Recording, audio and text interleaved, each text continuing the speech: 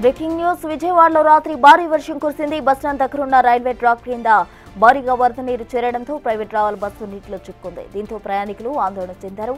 అగ్నిమాపక సిబ్బంది బస్సులో ప్రయాణిస్తున్న వారిని సురక్షితంగా కాపాడారు.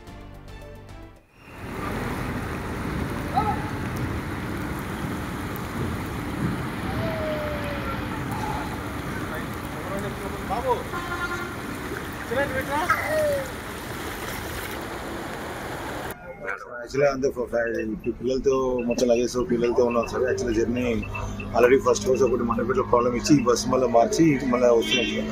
అది ఇక్కడ మళ్ళీ వాటర్లో అయిపోయింది బస్సు. సో టైంకి మా కొలీగ్ ఫోన్ చేసి పిలిపించారు.